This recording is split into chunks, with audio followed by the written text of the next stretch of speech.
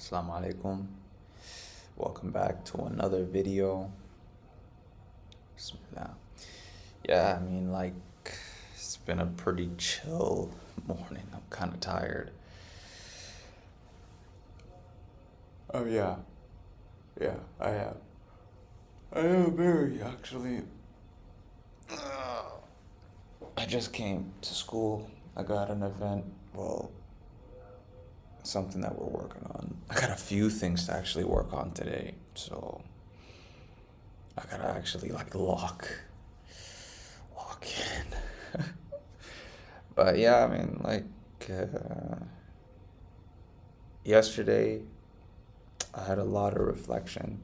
Well, today technically, because whatever. Yeah, a lot of reflection. Then I had a thought when I woke up. What is actually what is this idea of hypnotism and rhythm? Because I play sport, right? I play soccer, football. There's a certain rhythm that someone who's very good has. I don't know how to describe it. They have just a vibration that they play at.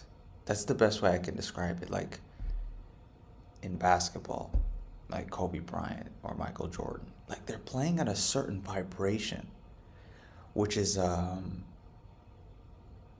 always so focused. Like every single possession, they want to score. Every possession on the other end, they want to get that ball. They want to lock you up.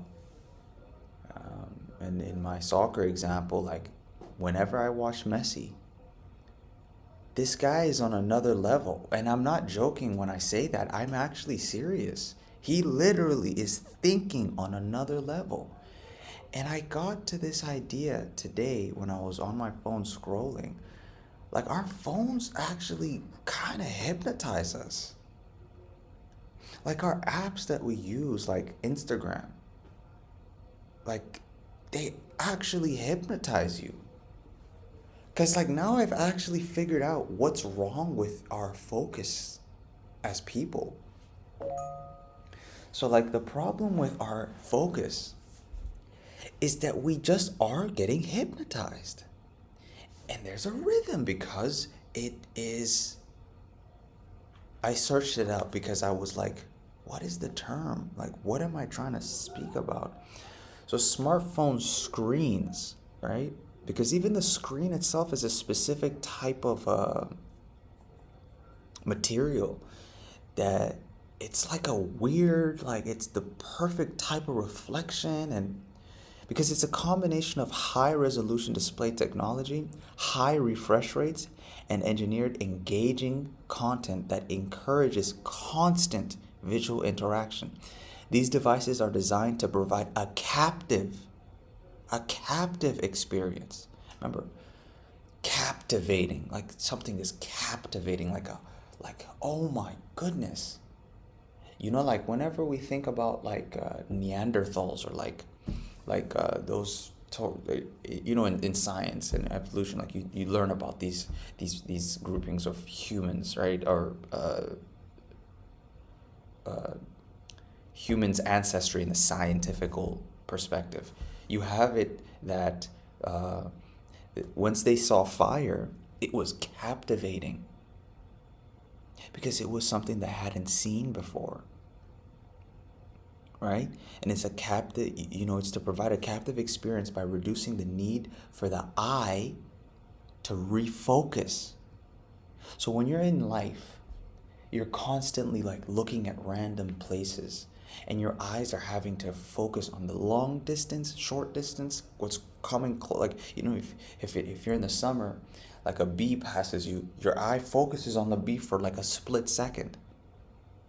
Okay?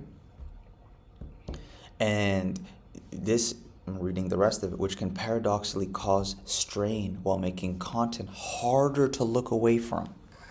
That was the point that I got to.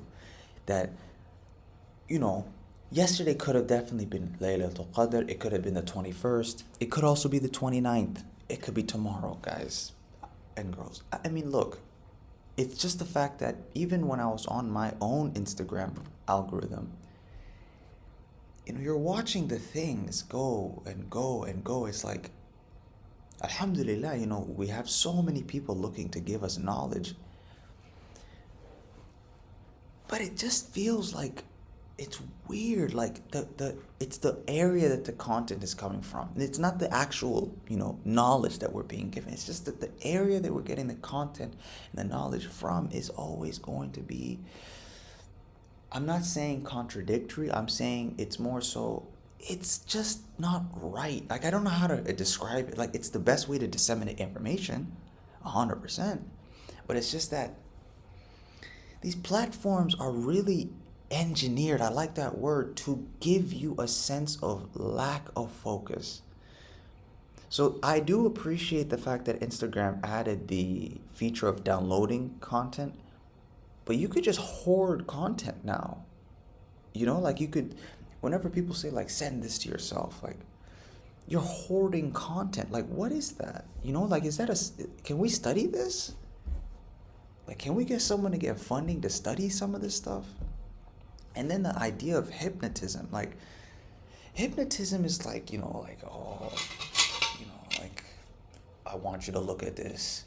And when I snap my finger, you're going to squawk like a bird. Like, people think that's what hypnotism is. That could be hypnotism, but I think hypnotism is just, it brings you into a moment where your mind is in a transcendental state, like it's in a trance. Like you're like, you want to be in this moment. And I always come back to this, is like, if you're watching content that's not good for you, which I'm not going to go into, but that content, when you're watching a man or a woman individually or with each other intimately, right? And they're showing you parts of themselves that wouldn't normally be shown in a public setting, because you're on a specific website or you're on a specific platform that you can get this content. You are actually getting hypnotized by that person or those people.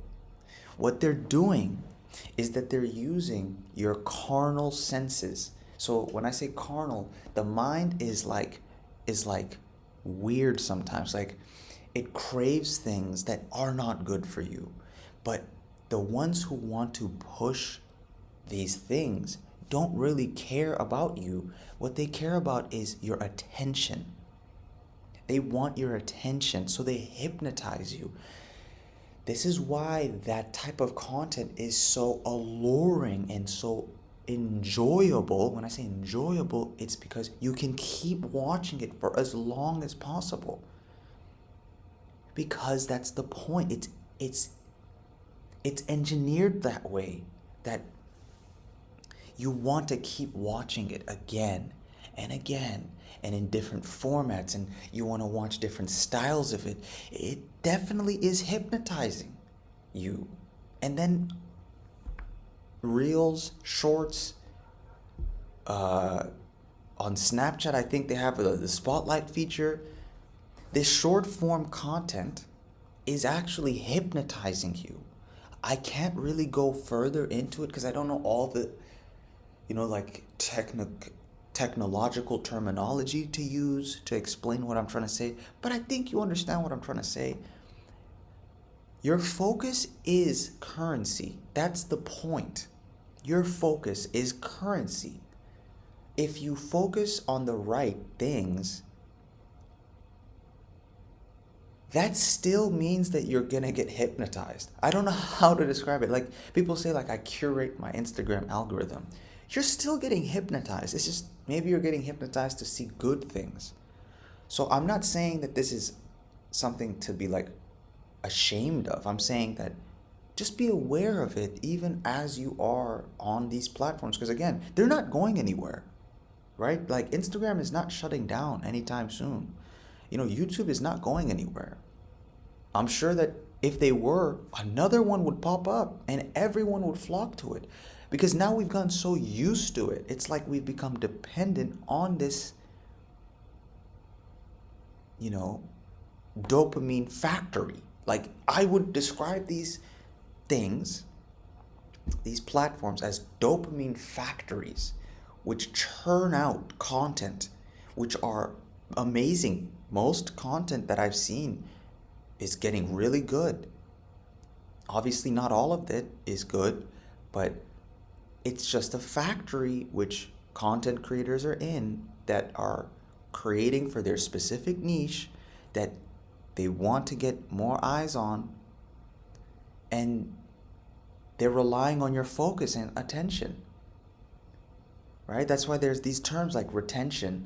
When you're really into YouTube, like, you have to look at your retention and stuff, like how long have people been watching the video, what was the click off rate, all these sorts of metrics that they try and explain.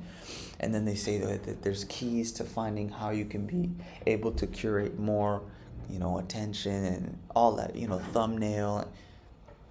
All in all, your attention is really important. So just take heed to what I'm saying. Like, take what I'm saying and don't get defensive. Sometimes I think that we just have to just listen to each other. I want the best for everyone who's watching this content that I'm making. And so, look, it isn't going to be a one-day thing. Like, all of a sudden, you've just figured out how to stop being like, you don't get stopped, like, get hit. Like, we're in a weird time now where either you go off grid, you literally leave the city and, like, you live on your own, or you still stay here and just have an old phone, I guess. I don't know, like a flip phone. One of my friends has a flip phone that helps him. That's his way of dealing with his focus. I still have a phone, like regular, iPhone. I still use Instagram and all these platforms. Like, yeah, I mean, like, it's just, we just have to keep doing what we're comfortable with, because, I mean, like, unless someone comes and innovates and does something totally different that changes the way we view social media, then maybe, but this is what we got. So just be aware of the way you're focusing is really what I'm trying to say. So I don't know what I'm going to title this, because this is a weird topic, but inshallah you enjoy the video. Let me know what you think, and take care.